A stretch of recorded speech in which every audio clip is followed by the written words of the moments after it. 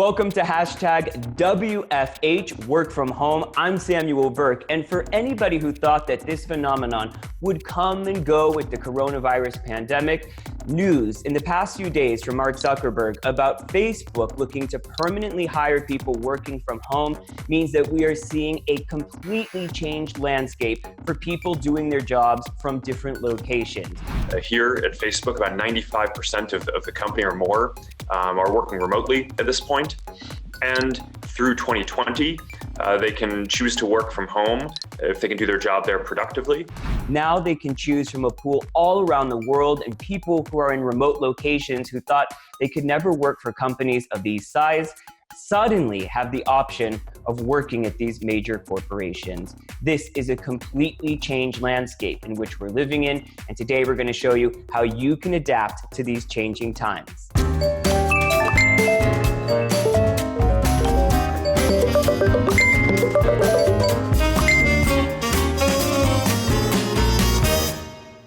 Let's start with my top 3 work from home tips for this week. Number 1, portable desk space. Check out this tripod that I bought for my laptop for less than $30. It means that I can just pick up and move my workspace to any place in the house. It also means that I can maintain line of sight with my cameras. Number 2, inexpensive lighting. For just about $10, you can purchase something like this. It's a little light that can clip not only on your laptop, but even pop it right onto your phone if you're doing meetings on the go. And number 3, people are having a lot of connectivity problems. You've got your kids streaming Netflix while you're trying to work. An easy option to get around this is just add another line of connectivity. This way, everybody is separate, and this can help you maintain your sanity. Well, times change very quickly, and in order to survive, we must adapt. And that couldn't be more true for businesses today. So who better to tell us about evolving and adapting than a company that's been a major player in the tech industry for decades? Microsoft. Now, more than ever in the time of coronavirus, users have been relying on Microsoft's tools for their day-to-day activities. And today we'll see more about how this tech giant has been stepping up its game during the pandemic. Andrés Ortola, Microsoft's general manager for the entirety of the Philippines. Welcome to hashtag WFH. I hope you've been staying safe throughout the pandemic. Thank you for having me. Yes, all safe. Thank you so much. Here we are with one of the biggest companies in the world. What was the initial reaction in those first days to dealing with this incredible workforce? The truth is we always had the tools and the processes that allowed us to work from home.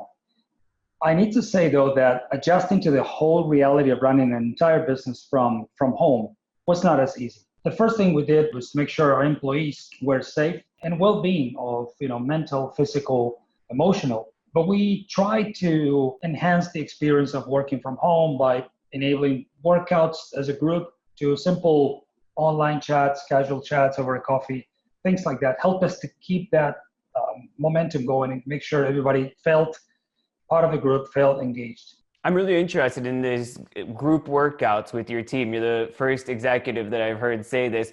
So tell me, how did you do this? Organize kind of a video, or did a coach come on? We have a very creative team, an incredible team. So they managed to get a couple of coaches, actually, and we set up a team session. People logged in and jumped in, and most of us use our cameras. It was very tough to be working out in front of the part of the team. It was all voluntary, of course. It's easy to see why this would be good for somebody individually, but why does it benefit Microsoft as a whole, as a company, to do these types of activities when people are stuck at home? So we really needed to keep the spirits really high to allow us to focus on the mission. It was really easy to be distracted these days with the news and with everything. The leadership team recognized the need for us to stay grounded, focused, mentally and emotionally stable, so we could advise our customers better. And I'm interested, how do you keep one of the most valuable, if not the most valuable company in the world running? What do you use? Is it your own tools? Is it other companies' tools? We run the company almost entirely on our software. There are cases, for example, where customers require specific software to be used for particular transactions. We have used third-party tools integrated with our security standards. That's very important to make sure we deliver our services. And what types of programs have you seen people using that maybe you didn't expect, or the popularity just skyrocketed in ways that you'd never imagine? Take, for example, Microsoft 365. Nowadays, we see more than 75 million users on a daily basis. We have teachers using OneNote capabilities, Teams, all sort of tools to deliver classes. The other piece that really grew fast is our cloud infrastructure. And so our Azure services, our cloud services become really handy to make sure we real quickly, you can migrate your on-prem operation that you cannot even access to a cloud environment that it can grow. You can, switch it on and off as you need. Andres, don't leave your home. We have more of hashtag WFH coming up. I really want to know what type of services you're providing for the Philippines on a countrywide level.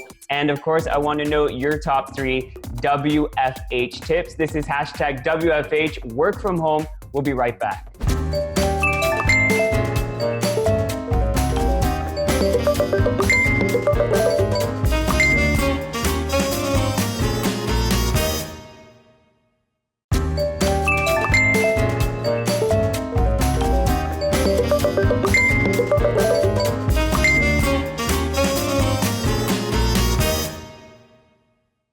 Welcome back to hashtag WFH, work from home. I'm Samuel Burke, speaking with Andrés Ortola, who's the general manager for Microsoft across the Philippines. We've been talking about how your company has been adapting, how your office there in the Philippines has been adapting, but I'm curious about some specifics, what you've been doing to roll out new services and work with the government really across the country to adapt to this pandemic. Well, Samuel, it's been an incredible couple of months here. We've seen a lot of transformation, perhaps worth 2 years of transformation happening in a couple of months.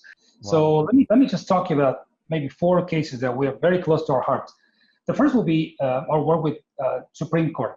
We have helped them enable virtual hearings. We have seen more than 22,000 prisoners recovering their freedom, being with their families, just enabling this technology to be able to unstuck processes that were not able to be carried on because of the lockdowns. Do you think these programs with the Supreme Court are just going to be here during the pandemic? What's interesting here is that this is technology and transformation that not only is useful now, it will be here to stay.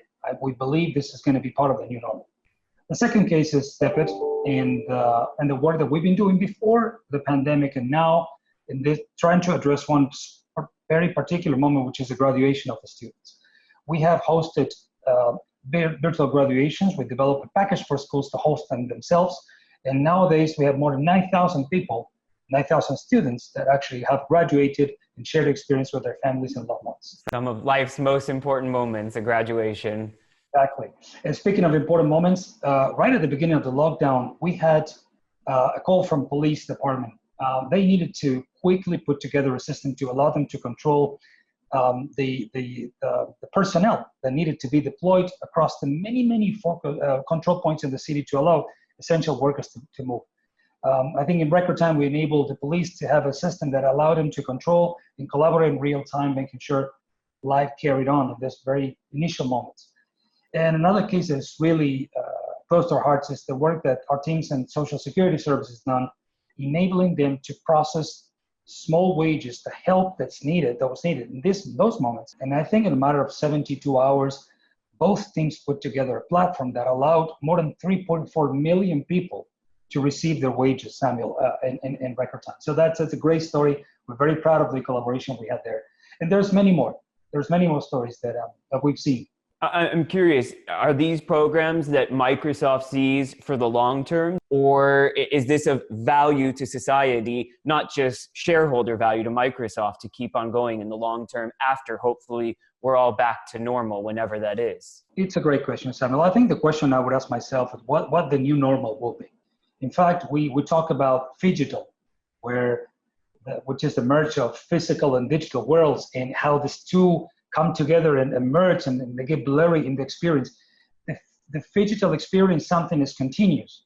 You can be working at home or on premise or roaming around the city and having a similar experience. So that is what's going to be. The question that we ask ourselves is, how do you sell remotely? How do you service remotely? How do you finance remotely? How do you justice remotely? Some countries had to. The Philippines in particular has been very dynamic, responding to this and probably catching up in years of transformation that were needed.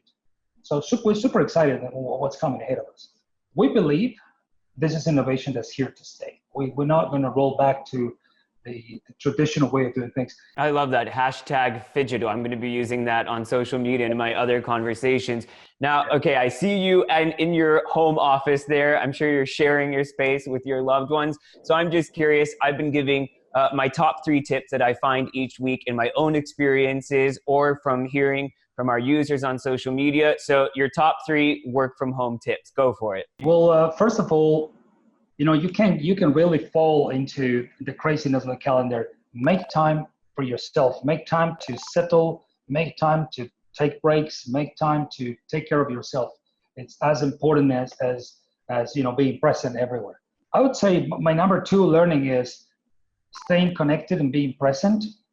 It's super important. Make an effort to be seen on video. Make an effort to be present, to be commenting in the gathering. So make it an effort is super important to us. And last but not least, Samuel, I think one of the key learnings is lead with empathy.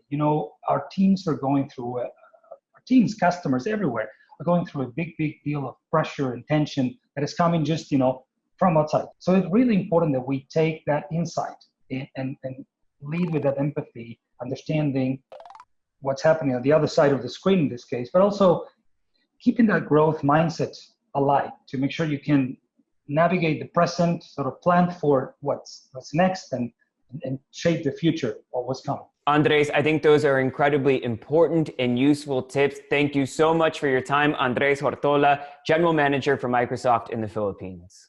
Let's just reflect for a moment on what Andres mentioned there, not just about leading with heart, but also on the importance of being present. We've heard from some of the biggest companies in the world that they'll be permanently working from home for much of their workforce. It's not just good enough to do your work when you're at home. It's also about showing up for those meetings, those group activities, that group experience, so you have that connection with your bosses and your colleagues so that you can keep advancing your career as you hashtag WFH. I'm Samuel Burke. That's it for this edition of Work From Home. We'll see you here next time.